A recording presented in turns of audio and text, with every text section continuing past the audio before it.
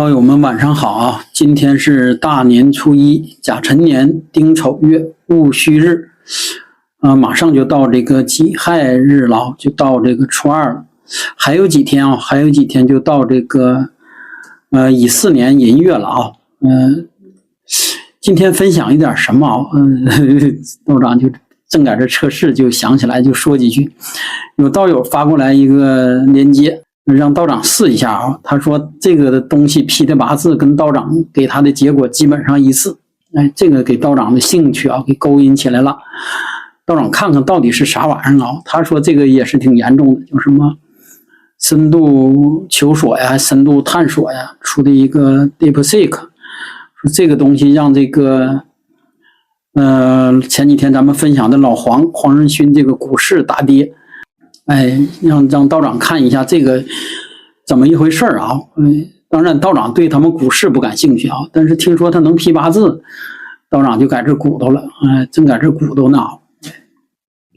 据说这是一种让华尔街震惊，让所有 AI 相关项目股价大跌，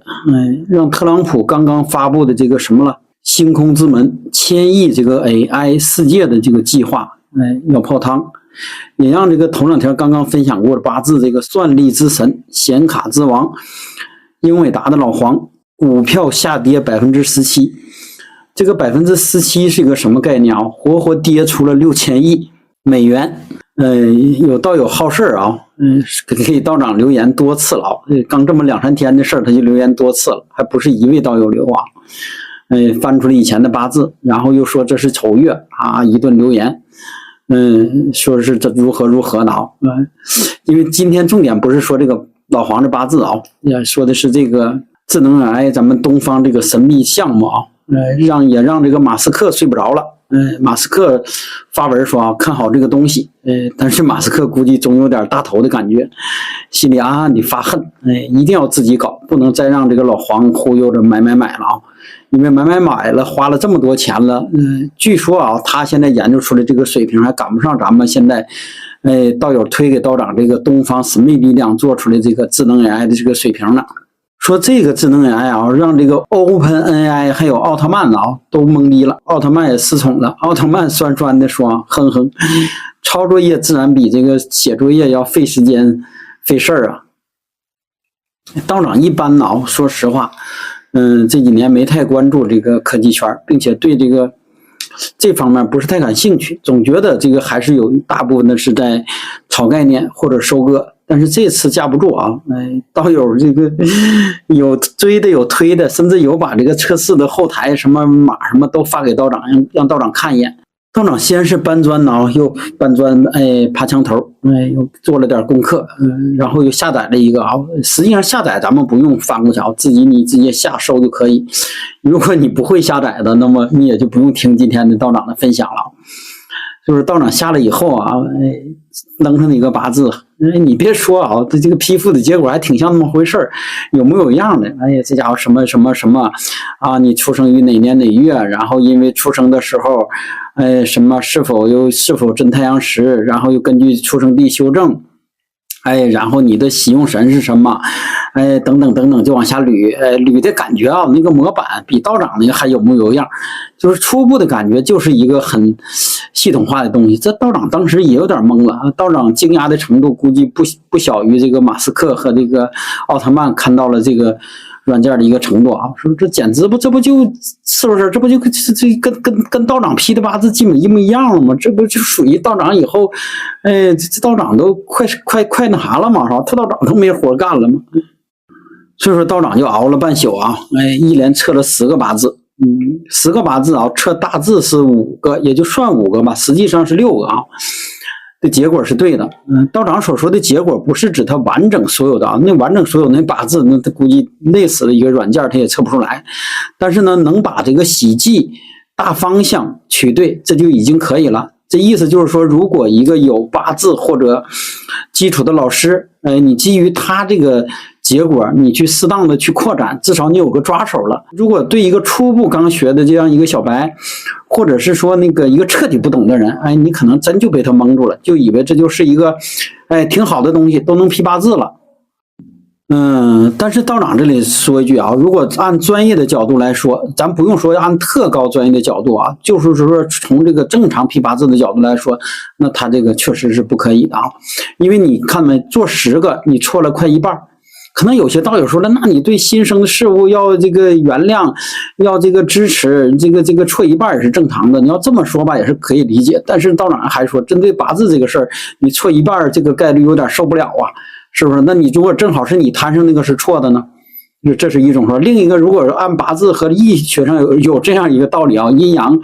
之间是正一样一半。就换句话说，不用说它这个人工智能智不智能啊，正常用叫傻瓜智能，也可能是做一半。换句话说，它没有任何运算能力，你让它照着瞎着蒙着批，它也可能啊是蒙对一半。它就是这样一个道理啊，所以说你可以理解做对一半的八字，就可以理解为它基本上就是全错了。大家理解不了这个慢慢理解啊。道长又好信儿，让他看了一下六爻，这个他很诚恳啊，说这个确实看不了。然后他只是给了一些基础上的知识，如何看六爻，六爻是什么，六爻是一个什么占卜的什么人，那就没意义了啊，那就没意义了。当然，如果从这个角度来说，他批八字确实是批八字，他不是给道长讲说八字是什么啊，源于哪块那些基础知识，这是以前的 AI 智能给道长的结果。特别是咱现在那些你们用的什么度娘啊，或者其他那些弱智的人工智能，你一输入，它给你的都是知识类的，那没有用。知识类的咱用它干嘛呀？是吧？甚至有一些前一段就道长没用这个测试之前，因为咱们内部的这个苹果和那啥是封锁的嘛，所以说咱一输入就自动跳转到百度，能给道长7个半分。至少在这一点上，这个软件还是可以的，就是确实是你问那个东西，它给你了。但是只不过他给你那个结果不一定是正确的，但这点啊，从这个怎么说呢？如果抛离这个结果的准确性来说，他还算是很靠谱的。靠谱在哪？就是说他批这个过程完全是按照一个批八字的流程，甚至他会把这个思考的过程发上来，就说正常就跟一个老师一个道长在批那个八字思考的过程，展开如何从哪块下手，然后怎么推出来你这个，只不过他推出来是错的啊，但是那也不重要。道长还是说先不说那块，就说他至少像模像样了，有点类似一个小孩在学东西，但是呢他学的虽说不像，但是意思也朝那个意思在努力。当然道长也说一下，就说道长说刚才说他对了那5个是啥呢？就是格局比较简单的比较这个就说很清晰，你可能刚学八字的就能知道，这个八字就是这样一种批法就喜什么忌什么的，他真批对了。但是稍微有一点这个特殊格局的，比方说里面有个3合3会的，或者说是这个有形成克害关系的，或者有什么之间抵消的，或者这种专旺吉旺的等等呢，他基本上就批不了了。那所以说呢，基于这个，如果你用它感觉下玩学易理的人研究也是可以的。但是如果真正要他来给你一个结果，那可能真就给你坑了。因为前期只要喜忌错了，后方他是给了你几千字哇你人生的建议，甚至包括道长说的，你什么喜火的你就穿红的，喜水的没事你就养个鱼，喜金的你就怎么地，他都给你了。那你说，那如果喜忌他是错了，后方给你没有什么意义呢？当然道长也要求别太高。道长翻过的时候看的时候，也是有好多道友给的评价说，这是在这个这是中国崛起，这是中国科技界的什么什么，哇赞誉声一片的话，说这在西面这个各种这个力量的封锁下，仅用了1年确实这个只用了1年多的时间，就弯道超车，就超出了世界顶级AI公司多年的这个科研成果并且什么的这个成本只是不足他们的1%，甚至有说1/1000的说只用了500万。500万是一个什么概念呢？都不够成立一个小公司的，所以说是美金说这马斯克一说，特朗普一说，就是1000亿美金打造这种运算中心，而这个智能 AI 的这个程度就已经至少在很多方面都达到了，甚至在有些方面已经超过了他们的那些方面，包括他那个什么OpenAI 还有什么 GPT 4.0等等但是道长这里质疑一点说是这个东西不只是一个运算能力的事儿，还有一个就是前期他这个如何获得他这个训练这个数据的这个可能道长没细查哪天再查这看一下，就是这些模型的训练都是需要通过大数据的一个前期的积累的，就拿道长这刚才举例啊，就说他只有这个运算能力是不够的，他需要做够题，比方说做够1000道、10000道、100万道、1000万道题才能够答好这个题。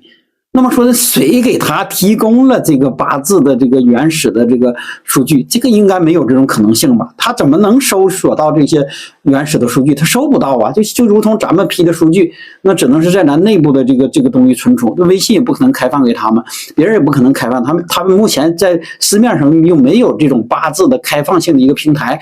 供他来明着说的就这个训练这个模型。当然这个也可能是这个他批八字批不准的一个原因。当然从这点来说，既是他们不足，当然也可能是他们厉害的地方。那道长就可以换一个想法，如果他们真的有足够的数据训练的话，是否他也能够精准的批好，或者批八字老师的水平来批一个八字，是不是有这种可能性啊？道长先存疑。当然啊，除了这个大面积的咱国内的这种赞扬之声，也有西面的一些说啊，说这个就是抄的啊，就是抄我们的，就是类似奥特曼说的似的，那抄作业那还不快吗？那我们写作业我们就是飞机，那你抄还不快吗？等等等等的，也是挺酸的。当然呢，他们酸有他们酸的这个道理啊，道长以前也分享过了啊，任何事儿都是基于老子说那个道的，道生一，一生二，二生三，三生万。最原始那个道生一时候是最难的，但是呢，一生二呢还可以了，因为你有想法有资金就能够往出做了。二生三呢也相对可以了，三生万就更容易了。而实际上啊，刚才说起来的咱们这个啊，DeepSeek 可能啊，道长只是说啊，道长毕竟对他们这个没深研究，也不专业。从按道的分享规律上来说，应该是三生万的这个阶段。那么来说呢，他能够在1年多的时间，推出了人家可能花10年20年研究出来的这个东西，也属于站在一个巨人的肩膀上。虽说他们都是闭源的，闭源的，那你也是有一定的可抄性，是不是？也可以研究，就如同你这个车在道上跑了。是不是？你虽说没给我授权让我照你这车做，但是是不是？那我也知道车是4个轮，上面安个沙发。所以说，实际上这个确实这个属于三生万物这一步。那么相对来说啊，还是有它的一个发展快的背后的一个底层上的一个支撑的吧。当然后面可能还有其他的，一会儿道长就放到后面去说。当然这里面还有一个稍微专业一点的啊，就说的为啥这次这个。咱们这个所说这个深度探索这个智能 AI 一推出来，它就受大家欢迎了。它是一个分布式的、去中心化的，并且是开源的。中心的什么是去中心的？简单说一下，就是乔布斯打造这个是纯中心化的，就是说他只跟自己这个绑定挂钩，你只能在上面使用，你不知道它是怎么做出来的。然后呢，它到底发展到什么程度了？是什么正义的，还是邪恶的，还是善的，还是恶等等的，你也不知道。但是咱们做的这个市场是个开源的，就是直接扔给你了，你知道啊，这个是怎么做出来的。然后它是分布式的，就是你可以基于这个你自己在弄。当然呢，它各有各的优势啊。咱们一直有的说这种分布式的开源的会更快的促进它的一个发展，但是一直从以前到现在也是，这是两派啊。然后有的就说这种必须闭源，比如说苹果就坚持闭源，软件云算都闭源自己搞。这就属于两大江湖，智能 AI 江湖2大门派吧。就是这个道理啊，就是开源指的是啥呢？我所有人都参与，我可能说的这乱棍打死你老师傅。闭源的讲究是啥呢？我闭门深造，你别管我咋研究出来，我出门有个绝技，也能干一片，干倒葫芦岛一阵子。但是真正说的那些上来都提着管锹、提着棍子上来打你的，你武林高手也不一定受得了。这些散户，大部分就是这种去中心化，也就是开源的。但是也别对大家造成一个更不好的误导，以为开源的就纯散户，也不是啊。开源的有一些也都是行业客户，也都大份啊。比如说这种他利用这个开源的，最后制造了他们整个行业的这样一个半开源半闭源的，也是有这种可能性的啊，也是非常大的，也是有的啊。道长只是说的这样一种模式上的一个区别，不是资金上和这个服务器多少的一个区别啊。当然，如果你再理解不了，就大家可以理解就是组装机。和这个品牌机甚至和苹果之间这样一个区别，大致就是这个分布式和这个中心化的这个机房的它们之间一个区别啊。有人说啊，这次老黄是直接就哭了啊，不是哭了，说差点没吐血了啊，那叫几千亿美金呐啊！说老黄要不咋说2024真的挺难过的，2024这不刚过，也别算刚过啊，这属于刚到2025这个阴历或者说这个交界就按这个节气还没过去，就属于这不子月丑月还没到寅卯月，又给了他这个重一击。当然有的说对老黄这个英伟达是坏的，有的说是好的。为啥啊？就说无论你是闭源的开源的，无论你是中心化的还是分布式的，那你是不是都得用算力？用算力那老黄就乐了，你是不是得用显卡？所以说都得是成为老黄下一步的收割对象。但是只不过这个对原来老黄吹起的泡沫，或者老黄的底下那些，比如说老特。马斯克他们吹起来那个什么，他们要打造的几千亿那个拉高那个股市的估值，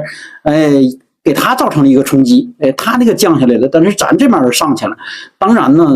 这只是内部看，咱们往小范围看，你可能买了老黄的这个股票了，或者买了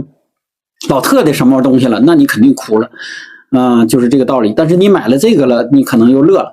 但是呢，最终呢，老黄呢还是要乐的。最终他们是不是一体啊？道长最后咱这分析，道长不懂啊，不懂他们这个更深层的一个玩法。但是咱就想嘛，你想用着人家的这个显卡，用着人家的算力，用着人家外面开源之后的底层代码，哎呀，这个怎么能就说是这个？就超越人家了呢？当然啊，当然说的某一点超越。或者有一部分创新在里面，这是有可能的，但是绝对达不到大家所说的那样，这是确定的啊！因为所有东西，你也是基于开源弄出来的这个开源的东西，在某一个部分可能让人家一嘚瑟，但是但凡我们用这个脚趾头想想，就知道背后的猫腻啊！所以说，先不说这个。西面开始告这个 DeepSeek， 说他这个抄袭呀，说他什么盗用数据啊，说他什么，说的用他们原来那个大模型再去蒸馏出小模型等等啊，这个还是说道长不专业不懂，这就是总之他确定是有创新，但是没有那么多。但是这次之所以弄这么大呀，也可能是就是啥呢？他自己炒的，就是咱们这个什么深度球手公司自己炒的，就想把这个炒热度。当然呢，也可能是炒熟了，或者炒糊了、炒过价了，就是自己利用这个事儿做事件营销。但是反过来被西面的给抓住了，然后他们用这事儿做了一下事件营销，看到吧？所以说。不同的事儿与事儿之间就是那么有意思啊，所以说单纯你道友问道长一件事儿，那很难道长去把它理顺清。所以说道长今天重点呢，只是说测试这个后台能不能批8字，先不管那些4维度、5维度、8维度的事儿啊。但道长刚才翻过查过，确实说啊，说什么这个已经开始制裁了，他们已经开始整了。当然，这是他们也是惯用的手段呢，就是让你紧张，就是让你偷偷摸摸，就是让你求而不得。然后是让你黑市里头高价去买他的东西，这就是说的，这个老黄和他们某些这个共同的一个玩法啊，就是这么玩的。英伟达老黄啊，这是说这个因为这个什么深度求索，让他股市降了这几千亿美金，这确实有点冤枉这个什么梁文峰了啊，确实有点冤枉了。当然，如果你再往背后底层看，就前几天道长分享过那个老黄的8字，也能看出来，是由他自己的运势决定的。就是陈年本身就是他难过的一个坎儿，他的嘚瑟不知道注意，然后呢，这个东西被他拉到那么高，必然要在这个某一个这个陈年的某一个月份要冒泡。这马上看着这陈年就快过去，他也没有冒太大的泡。所以说前几天被咱们给那个罚了一次啊。被咱们给这个警告一次，他也是不痛不痒的。这眼瞅着还有6天吧，5、6天到14年了，他的好运就又来了，然后就这几天啪给他来了一下，所以说这也是他自己运势啊。说白了，就按上次道长画那个老黄那个8字的曲线图，他也完全能对得上的啊。当然这个道长还说再往高层次看，这也不过是一个假象，或者说你也不能说这个事儿对于老黄他就是完全的坏事儿。没有这些高高低低的，那自然他们就不好玩了。你真以为他们都是在做产品吗？最终做到大到一定程度上的公司都不是做产品，必须要有高有低，必须要有进有出，必须要有哭有笑，这是资本的终极玩法啊！还是先不跑太远。网上专业这个视频啊，专业的文章，分享的很多了啊，道长专业知识就不分享了，但简单带两句，这个针对这个深度探索创始人啊，就是梁文峰。有人说这个人很厉害，也是很好啊，有人说这个是资本的一种新模式，但是道长看了一眼啊，稍微做了点功课，确实他也是玩资本出身。本人最擅长的就是资本布局，就这个梁文峰，特别擅长资本布局、资产管理，也是千亿啊私募基金的管理人，也是把算法最早用于这个证券、股市，等等方面，在算法方面擅长，非常擅长，与这个伊明帝有一拼。有人说啊，他就是那个领域的拼夕夕。据说他手里有几千块这个英伟达的显卡，但是到底这次用的是不是英伟达的也没有明确公开。外面有专家分析说，这个不排除这个是炒作的可能性，说下一步收割的可能性，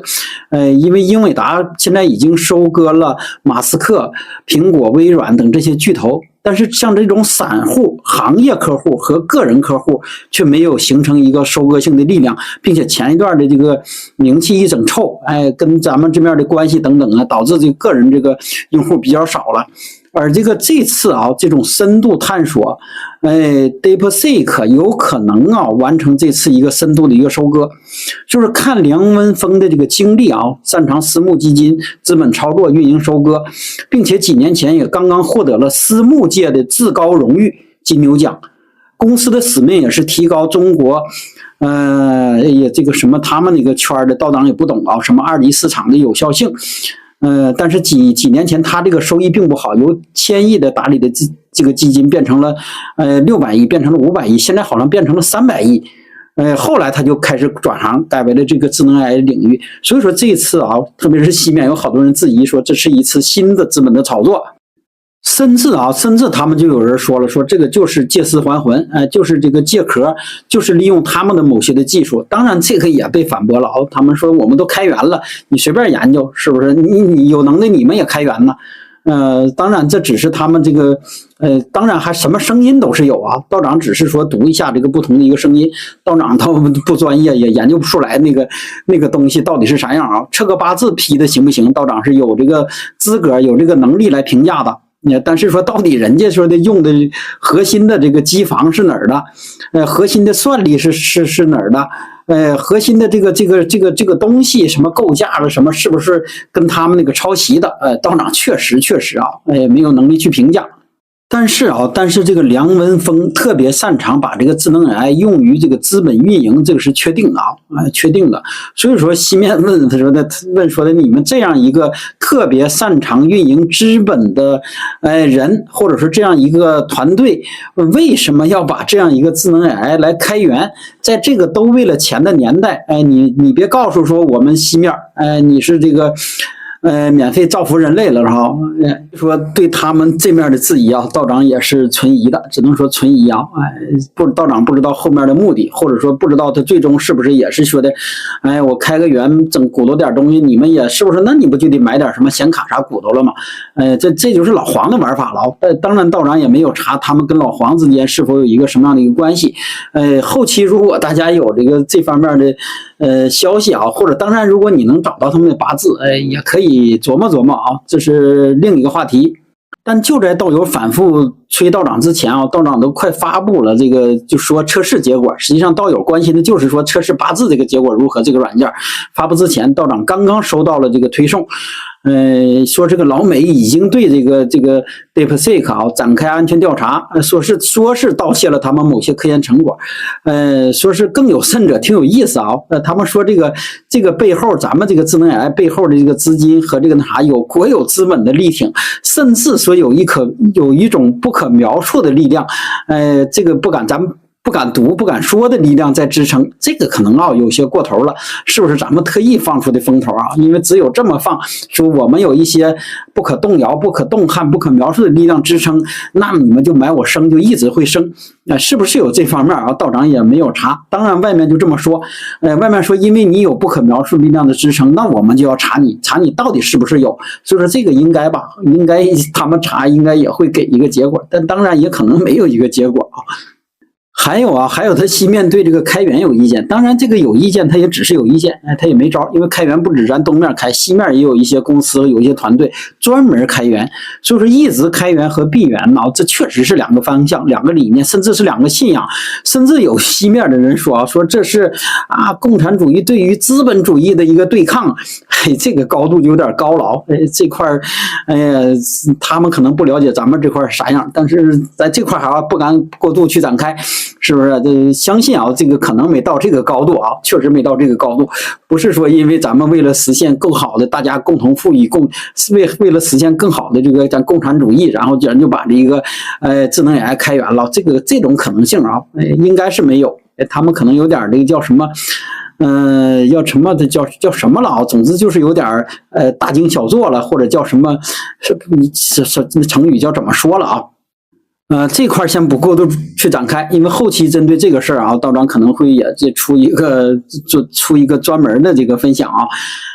道长就重点还是说今天测试这个结果挺好玩，虽说这个没有像那个道友说的那么夸张，但是呢，它这个发展的速度也超出了道长的这个心目中想的他这个程度，就说白了，确实也还是框架上或者说整个这个模块上也还是像模像样的如果说真正有机会给他进行了一个大量的数据的一个真正案例的一个积累，或许有可能。当然这方面可能是最难的，就是医学方面。这个道长以前分享过，为什么？就是说有一些它不可量化、不可琢磨、不可数据化，靠这个感觉、感知的能力来做的，这个可能是智能 AI，别说永远达不到吧，是说可能是最后那层才能达到的一个境界。所以说，那么来说，它这个智能 AI 目前应用于各行业，真的感觉道长的感觉应该都可以。确实是比道长以前测试的道友给发过来的那些智能 AI，要超出了，就是它的这种基于人非常接近于咱人的这种思考模式、解决办法，然后呢之后一步一步来的，确实很像，不是单一的给你一个网上收集来的或者找出来的一个结果，这个确定不是了这个已经接近于咱们想要的那个东西了，或者说如果道长打开一个东西。感觉这个确实也接近于就是咱们想要的那样一个路数还是对的，但是道长还是说科技是把双刃剑，人工智能更是一把双刃剑，确实可以造福人类，提高生产效率，但是也确实可以成为资本家收割的帮凶，这是确定的赚钱可以，不作恶是道长一直强调的底线。到底这个是神，是魔？各位拭目以待，相信很快也能知晓。因为今天道长刚才已经夜很深了这是头一天这么晚睡，鼓捣了10个八字测试了一下，睡得有点晚。今天分享的有点短就这样。再补充几句。昨天晚上测试的比较晚有点晕。再一个好像道长测试时候就心态就不正，好像就是挑毛病的。早上又测试了几个八字因为道友问的重点是这个DeepSeek 能不能批八字问道长测试这方面的，道长最后变成了这个讲云界老庄那面的核心内容有点偏就再补充几句。首先用这叫软件还叫平台还叫智能机器人这个就用这个东西测八字。首先道长就分开说它优缺点吧。第一个优点就是什么呢？它有这个推理思考这个过程，这个是目前所有的智能 AI 平台或者其他的软件都没有的。这个对于咱们还是有一定的帮助的就是说它不是说爆蒙，不是说我咔吧给你一个结果，是我把推理过程都给你了。比如说你提供一个人，就有他这个过程非常接近于道长这个思考的过程。他先说啊，你这个八字。因为你首先男女它是不一样的要再一个说你出生地，然后是否考虑了你这个夏令时，如果是夏令时呢，他还会把这个时间给你减去，然后他也还提醒你说你这个是否已经考虑到了这个夏令时这个因素，等等等等这个有点就像是真人这个思考的过程，而不是咔吧就是扔给你一个或者是夏令时或者是不是夏令时的，并且他也告诉你说这个结果如果是夏令时。那是这样。如果不是夏令时，那这个你可能要修正一下你这个时间时柱。所以说这点它是很人性化的之后他还提到说的这个真太阳时，这是很多小伙伴有好多软件给你，比如说你问你度娘，他明明给你个错的结果，他根本就没考虑这个事儿，他也不会提，但是这个软件他也会提。在这点他就已经很厉害了因为这个调动的库，道长还是在说，不知道他调动的是哪个库，那就已经不错了，因为网上有10个软件9个错，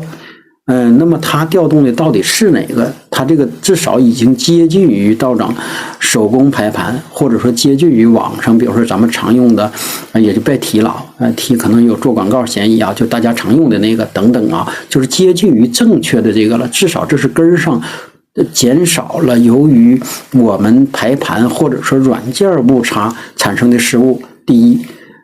第二呢，他还提醒你这个可能是错的，你自己要审核，不然他不对这个结果负责这就说白了，很像跟人聊天，说你要告诉我你准确的出生地，准确的这个出生时间。然后你还是否是夏令时？如果你不知道，你就问问你爸爸妈妈，就大致是这意思，而不是直接拿过来你就排，拿过来你这个排就可能是错的。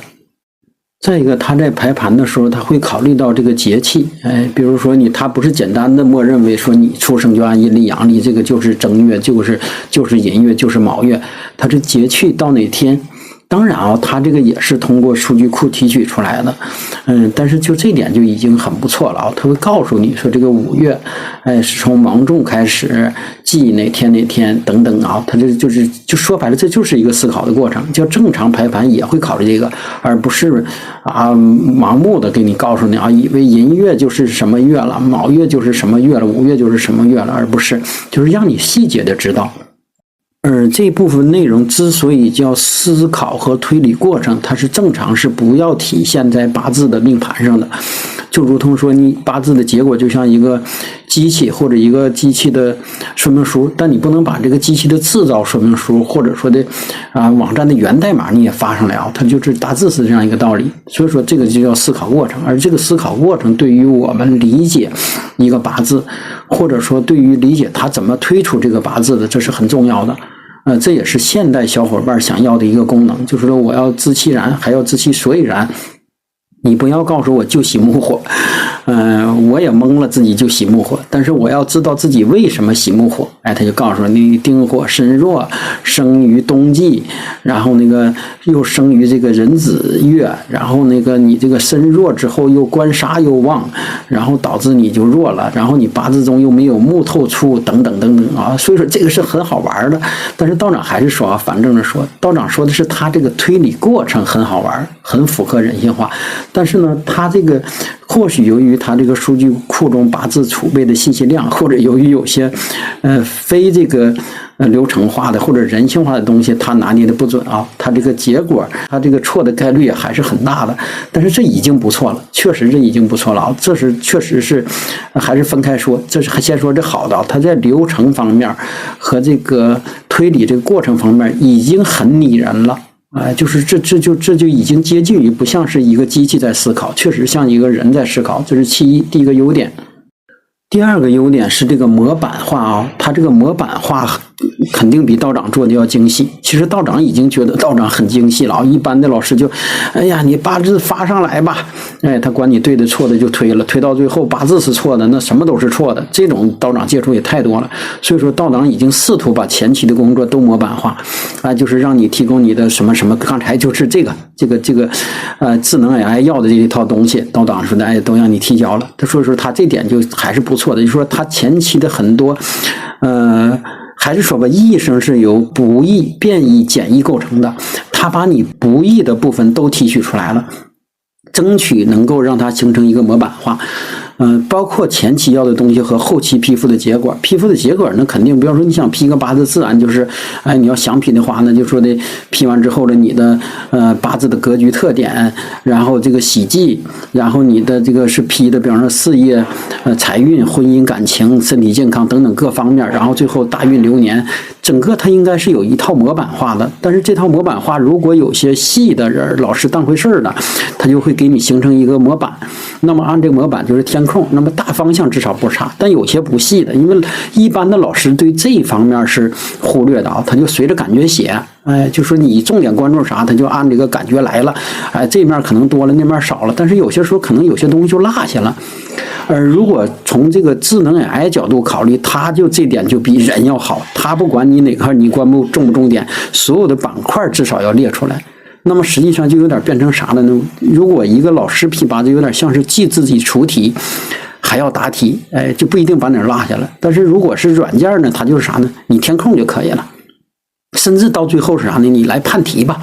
是不是你判断我对错就行了？你挑出的错把我错改了就可以了。当然有的从根上就全错了，这就改起来就很难了。但是毕竟还是说呢，有一些还是对的。所以说单纯还是从它这个流程和模板化上来说，智能 AI 的程度远远要高于咱们人工的，包括道长的，甚至包括很多其他网上软件的，这是确定的啊。这个智能 AI 给的结果跟你用问度娘的，你问软件底下那个什么喜忌和那个结果完全不同。确实不同啊，那个没有任何可参考性，所以说这点上来说，它这个模板化还是不错的。还有一个是啥呢？它这个智能 AI 好在啥？它是递进式的，就说如同道长今天早上测试又特意修正了它几个，比如说他给这个结果是错的，道长直接可以基于他这结果又说了，说你这个不对吧？就跟聊天似的，说的这个按这个看，你这个身强身弱或者什么你提供之后了，他还跟你答复，反复的跟你交流来探讨，最后他也承认错误。开始有一个死犟啊，他就讲自己这个错，自己这个对，还一大堆义理，那个义理可能他就是网上找来的了。但是道长还坚持道长的观点以后，他也真会思考，那他会说基于你这个我又考虑了一下，特别是这个真虫假虫，道长发了一个有可能是虫材的案例啊，他开始断不虫，但是后来经过道长的这个反复诱导之后，他也说了，说这个可能是甲虫的，那按照甲虫之后我修正之后，这个喜忌这个是什么？但是这个不是这么简单，他是反复经过道长的诱导，他才按道长这个意思重新给出了一个结果。说就这一点上来说，他很像人了。他不像机器冷冰冰的说我对就对错就错，但是呢人是啥呢？开始他认为对，但是经过一个比他有智慧的人反复跟他交流，他可能认为这个是你说的这样一回事，他又改变了他开始的一个想法。而这个智能 AI 确实已经达到这个，当然这个是他的好，又是道长又想起这可笑，对吧？这有可能是他的不好在哪儿呢？如果有一些没文化的人，或者说本身批八字不行的人，特意引导他，那么这个结果就有可能将来会按那个结果错的结果去批，就是这样一个道理。就换句话说，比方说这个八字明明就是喜木火，道长看的也喜木火，但是有好多初学的就认为他喜金水，然后就上来修正他了，说你这个你错了啊！我告诉你，这个小哀说你这个错了，你就是喜金水，你就是喜金水。一个人说可以，两个人说可以，当时有无数个人说时候，他就把这个结果修正了，他就会修正说这个结果就是喜金水是正确的。这就是现在的智能 AI 啊。所以说你理解它很智能，也可以理解它很弱智。所以说在他这个前期，如果有特别懂易学的人，可以说吧，就是教他，让他好好的成长，将来他就可能造福于人。如果说有人特意逗他玩坑他，那么将来他可能就坑人。所以说，但是这个东西至少这个有模有样的，还是很好玩的啊。道长还继续说他的优点嘛，就说他的优点就是凡是，那些固定的，还是说刚才说那个不易、变异、减异中那个不易的部分，基本上它不会出错，只能说基本上啊。当然，比如说有些人录入错误，有些本身提供的原始数据就错误，这就可能错啊。就是说不易的部分，它基本上不会出错。减异这部分，它也确实很简易了。你看，正常批个八字4天半月，就是详批了命书了，甚至会更长。以前古时候那先生是搬个行李卷住到那个大户人家，一住就3个月，是不是？他很慢的，慢在哪儿？儿呢？它不是说的脑袋运行慢，它是前期整理这个东西啊，把你这东西排出来，可能排一个盘就要几天了，反复的修正，有可能那天先生喝点酒，这个盘还有写错了等等都有可能。但是在这个智能 AI 上没有这种可能性。就说他没有他本人出现的一个错误，错误都在咱们，他不可能运算说1+1就给你加成3，这是绝对不可能的。所以说那些不易的部分和简易的部分交给智能 AI 绝对没有问题。但是因为易是由不易、变易、简易构成的，而这变易部分它就很难掌握了。特别是道长反复强调的这个6爻和八字中的那股运行之气，那是绝对是变易的。特别是这种智能 AI，如果遇到那种道长以前分享过的那种感情女，他都不知道想问啥的，如果他把他那一堆东西扔上来，扔给这个 AI， 这个 AI 一定会误导他，因为他前期自己就不知道想问啥了。他就是这样一个道理啊，就是说的，如果你真正想跟这个智能 AI 沟通，你也得用他的一个语言，或者适当的把那些不易的、简易的东西提取出来给他。然后呢，再把你那适当的变异的部分自己加入，怎么自己去理解，才有可能得到一个想要的结果。按道长对他的测试进行啊，就初步测试，这未来几天还会多测试啊。至少现在给下一个结论，就是说他还是掌握不了这股气的。这股气确实对于八字来说很重要，八字就是处在阴和阳之间的，天地人、天地之间的，还有这个什么义和道之间，这个玄，毕竟叫玄就在这儿。但是光把这不易和这个简易这部分能给模板化和流程化还思考化，这个确实已经可以了。所以说它这个智能 AI 的程度已经不再是简简单单的概念，我们所理解的这个排个盘，查个什么这个概念了，确实已经有了一点这个智能的意思啊。这是道长说的前面他的这个优点吧，这个孩子的一个优点。当然任何一个智能 AI 大家都鼓吹的说的就是它的学习能力，而这个学习能力短期道长测不出来，这得经过大量的数据的一个投喂，甚至它是很重的一个活，就是不停的你给它扔，然后呢还得你能知道对错，然后呢过一段时间之后你再看扔同样的数据或者接近于同样的数据，它给的结果你看它有没有这个长进，这个就比较累了啊。可能明年如果有时间它还在的话，道长会推一个这个版本，就看它是否有这方面的一个有没有这方面的一个长进啊？这个对于一个智能 AI 是很重要的。你别扔上来就是这样，多年都这样，那这就不叫智能 AI。智能 AI 最大的这个他们鼓吹的就是说它有一个接近于咱们人的学习能力，就类似小孩儿，你教他就会，你教他就会，然后呢，并且他会主动学习。你把这个断了这个网了，他其实后台不停的在运行，他在分析，他在对比，他在想，他是想着为啥说那些个八字中有一个是这个重格，为啥说他这个机器认为的这个喜忌是喜木火，那个非得告诉喜金水，他得这才叫真正的有点智能了。那他就厉害了，他就说没事的时候他自己搁那琢磨，下次你再问同类的问题，他就会给你一个新的这个答案。这如果有可能这样，那这个就是他们所说那个基点。如果真正能达到这样，那他可能就离这个 P 八字也就差不多了啊。当然现在他一定是死的，确定的啊。针对他这个道长测试，感觉他针对五行这块的生克制化关系掌握的还是不错的，因为五行还是道长说是死的，五行生克制化，所以说他底层这个智能 AI 就好理解，但还是食神他就没法去掌握，他这里面甚至没有提，就是说的批的里面根本就体现不了食神，这也是道长前几天分享的，因为食神是活的，就食神把这个智能 AI 都能搞懵、搞混，搞晕、搞大头。彻底就是搞崩溃了，所以说他这里面食神任何食神他没有体现，他体现的就是这种五行之间的生克制化关系，然后推出了一个八字的这个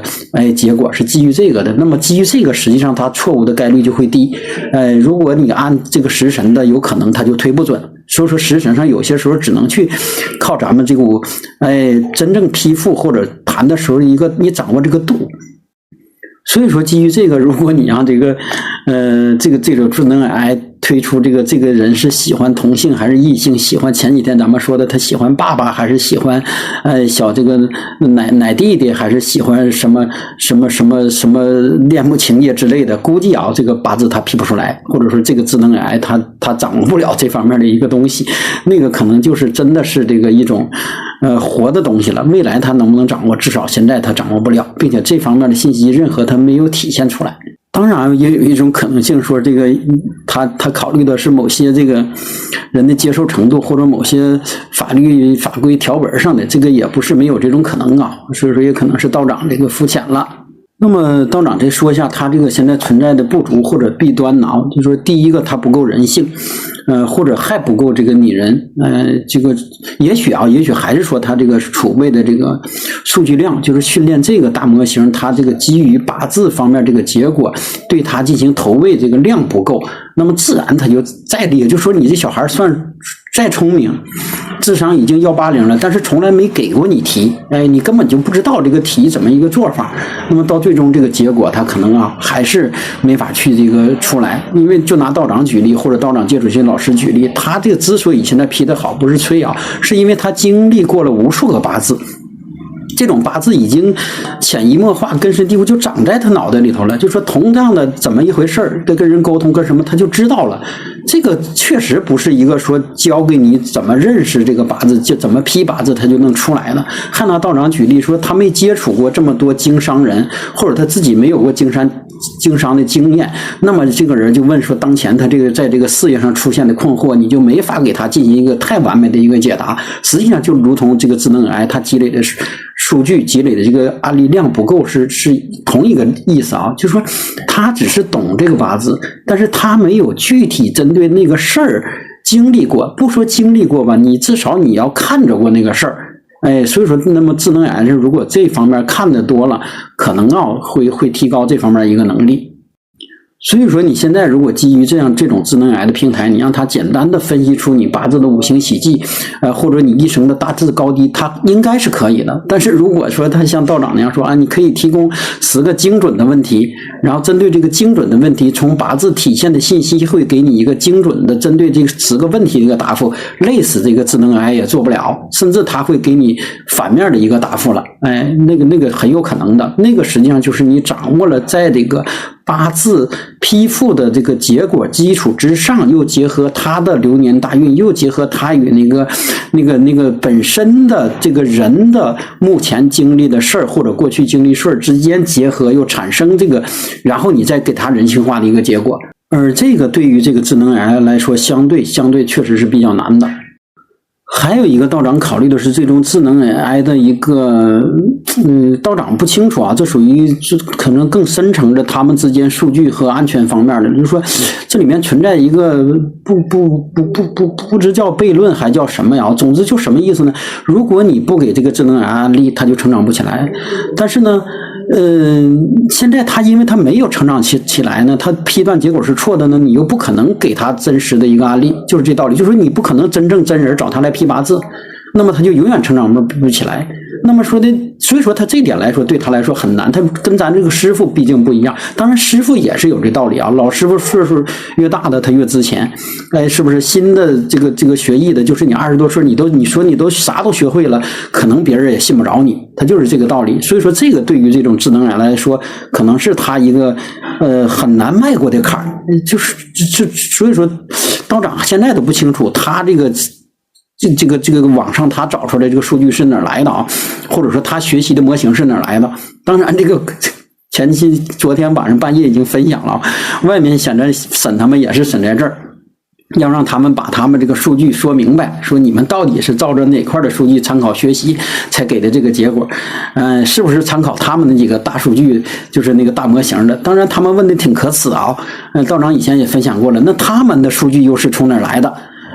就说你们的数据从哪儿产的？都是改咱们是窃取的了吗？是不是咱们什么摇头晃屁股了？咱们这个日常使用习惯了，等等等等，都是他们给整过去的。然后现在他们说咱这个，别说咱这个啊，就目前道长今天测这个，又是照他们学的等等。当然这是另一个事儿啊，道长说又跑。总之道长也在想这事儿，就说到底那你们这数据从哪儿？因为这个实际上属于一个内网或者封闭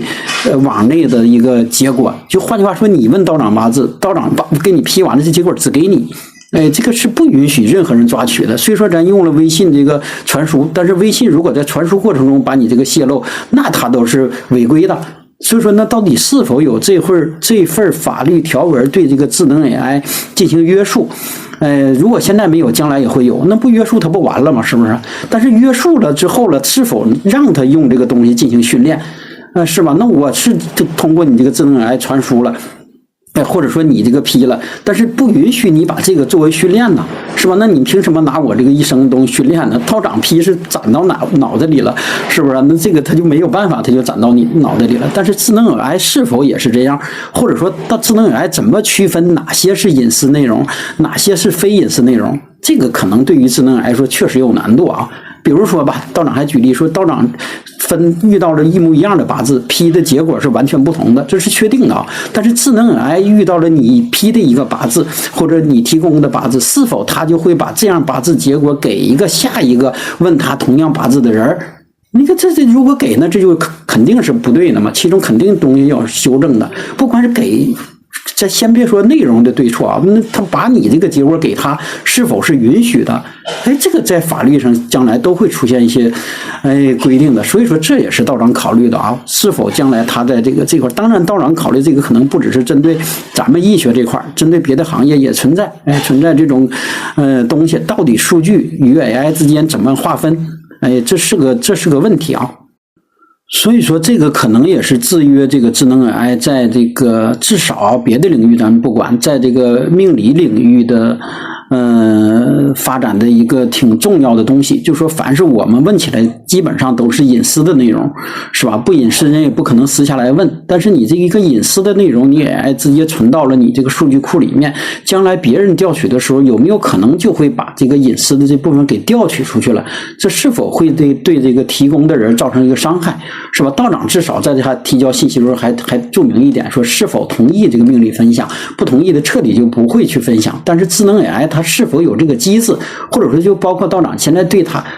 道长对他进行测试的时候，提交的内容是否他就下次别人测试的时候他就已经使用了道长提交的这部分，这个就不好说了。按现在道长对他的分析，应该他会使用的，不然他怎么成长啊？是吧？或者说他如果他彻底不使用，那么道长现在搜索出来的结果又是基于什么出来的呢？是吧？他还是基于他前期已经调动了什么样的一个数据了吗？但是道长现在只是测试了第一个，那么前期到底他调动的是谁的数据呢？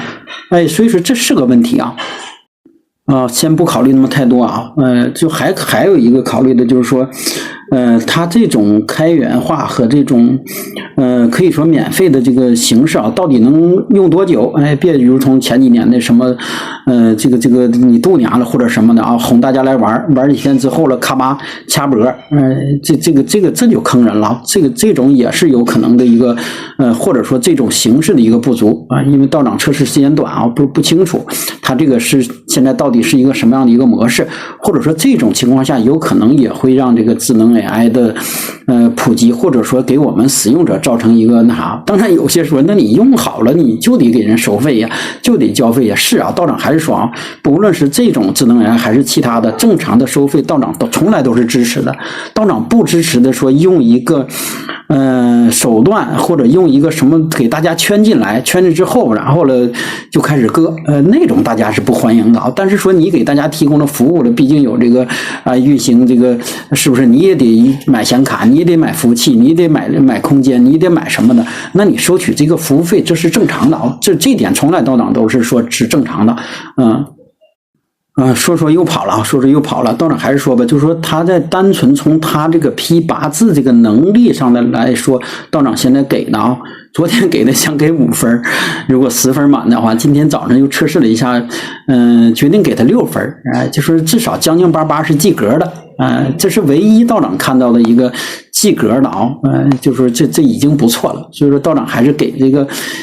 他一些鼓励吧。道长还是说，这毕竟所有的智能癌都是孩子，将来他们能够成长到什么程度，是在咱们的这个引领下，或者你怎么教他走到什么程度的啊？就是道长觉得这个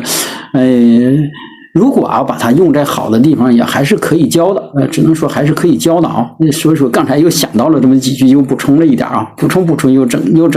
半个小时了。这几天如果测试的过程中，